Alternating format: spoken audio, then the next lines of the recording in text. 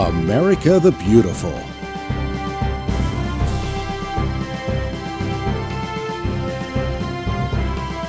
Nebraska the Natural.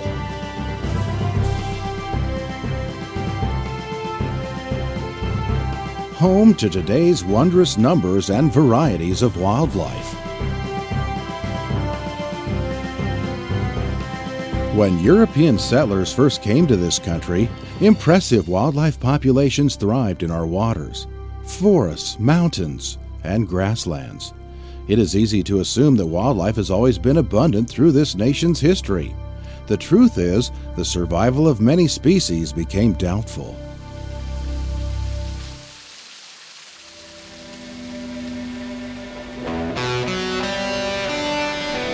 In the 1700s and 1800s, no limits or restrictions existed for trapping, hunting, and fishing.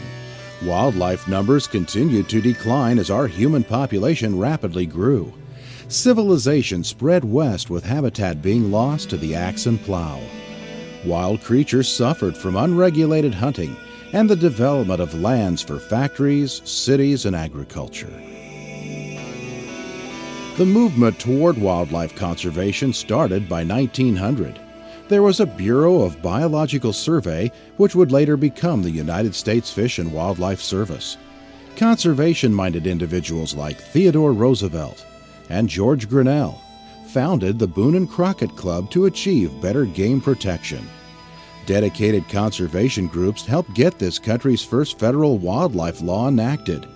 The Lacey Act of 1900 made it a federal offense to transport wildlife across state lines if the animals were taken in violation of a state law.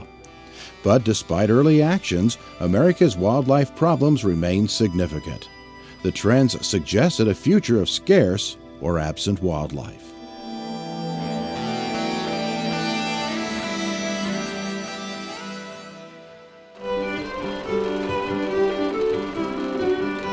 By 1900 in Nebraska, bighorn sheep, elk, and turkeys vanished. Only remnant populations of pronghorn roamed the prairie. Mule deer and white-tailed deer were thought to number no more than 100 individuals. Today, reintroduced bighorn sheep hoof the high country in our panhandle. Pronghorns streak across the landscape. Large deer and turkey populations exist statewide. What accounts for this remarkable salvation of wildlife in Nebraska and the nation? Most of the credit goes to the Pittman-Robertson Act of 1937. It is also known as the Federal Aid and Wildlife Restoration Program and is administered by the U.S. Fish and Wildlife Service. Dollars from the Pittman-Robertson Act achieved habitat goals and rebuilt animal numbers. Today, the range of some species extend beyond their original area of distribution. The father of the Pittman-Robertson Act is Carl Shoemaker of Oregon. In 1936, he worked as an investigator for a U.S. Senate Wildlife Committee. He later drafted the original bill and persuaded Senator Key Pittman of Nevada and Congressman Willis Robertson of Virginia to sponsor the legislation. The measure received approval in under 3 months. Robertson added a critical 29 words to the act. He once served with the Game Commission of Virginia and had seen the state use wildlife dollars for other needs. Robertson's amendment made the bill foolproof, meaning state governments could not legally tamper with or divert their own game protection dollars and still expect to receive federal aid in the bill. Over the decades, the dollars collected under the Pittman-Robertson Act funded a variety of projects benefiting wildlife. The excise tax dollars are first collected from the manufacturers of outdoor equipment and supplies. That cost is passed on to archers, hunters, and recreational shooters. The outdoor industry and its customers are responsible for the vitality of natural resources enjoyed today. Nebraska manufacturers include Hornaday of Grand Island. The industry actually took the lead in voluntarily requesting that there be a tax on firearms and ammunition in order to generate the revenue to support wildlife and wildlife programs and shooting programs in North America. I think we, as an industry, have tried to talk up how much money is generated through this, and more for the politicians out there who don't realize where the funding comes for so many of these programs when they start talking about anti-hunting and anti-shooting, anti-firearms activities, that they don't understand the impact that would have across the board in a whole lot of unintended areas. It's a wonderful program. The excise tax dollars from this program acquire lands for wildlife management areas, preserves, and refuges. The monies make land management activities possible. A few examples include the creation of water holes, prescribed burns, and native prairie restoration. Pittman-Robertson dollars fund research providing answers to riddles about wildlife's needs for food, cover, and breeding success. The funding helps support hunter education programs. The safety and ethics taught in these classes make each hunter aware of his or her behavior afield. This means the development of citizens with responsible and respectful attitudes toward wildlife and natural resources. The Pittman-Robertson Act, also known as the Federal Aid and Wildlife Restoration Program, is the primary, most consistent, and reliable source of funding for wildlife management and habitat. Are you starting to feel a sense of pride in knowing the excise dollars from your purchases sustain a healthy wild heritage? Depending on what gear you buy to enjoy the outdoors, it's possible you have never contributed a single penny toward the program. Those of you who have may not know it. The Pittman-Robertson Act is wholly financed by an excise tax on firearms and archery equipment. So hunters have always paid for and continue to invest in the vitality of our natural world. Just as wildlife once faced an uncertain future, the initial outlook for the Pittman-Robertson legislation appeared bleak. Its 1937 adoption took place when the country was in an economic depression combined with a lengthy drought. The weather destroyed wildlife habitat. People were poor, hungry, and poaching was at a peak. But hunter numbers were on the rise. The excise tax dollars on the sale of pistols, revolvers, rifles, shotguns, ammunition, and archery equipment grew to better finance wildlife management and research.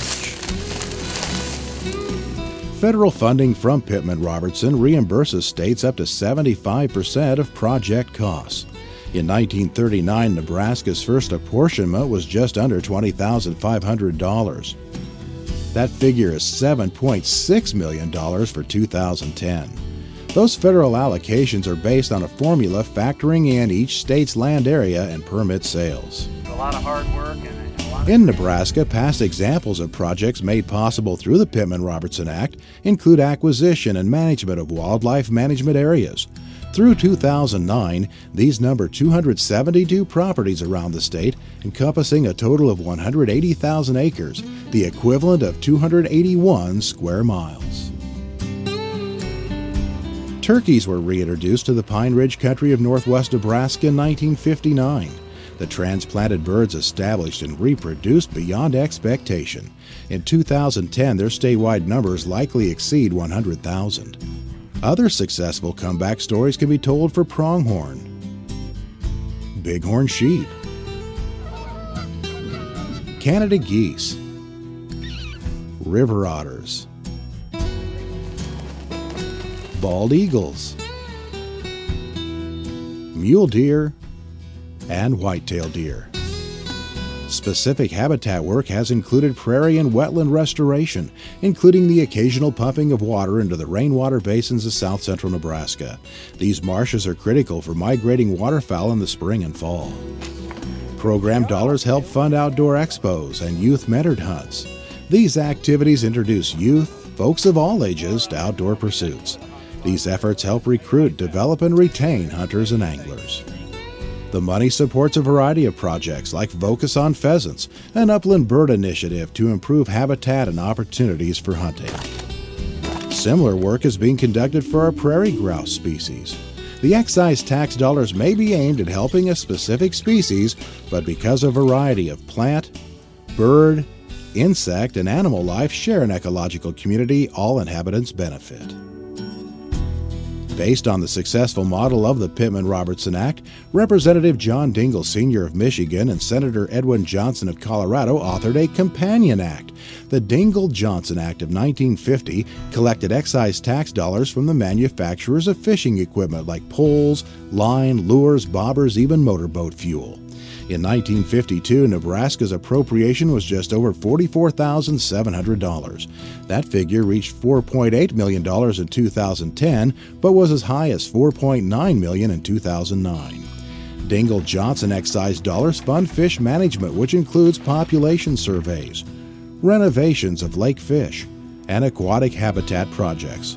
Also improve boating access, piers, jetties for anglers and shoreline stabilization, fishing workshops for youth.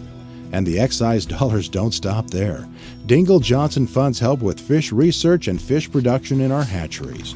Like the Pittman-Robertson formula, Dingell-Johnson funds are similarly allocated to states based on land area and fishing permit sales. Isn't that a beauty?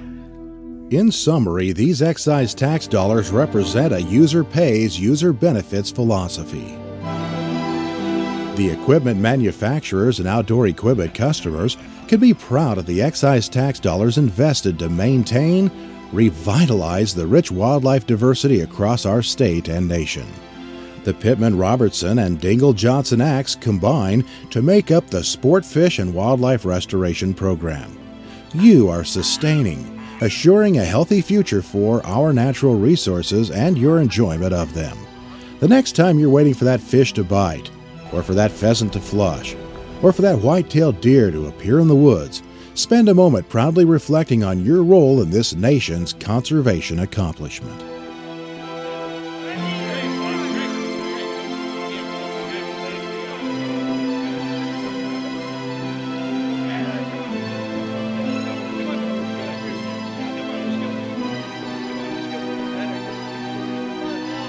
You ain't dead tired.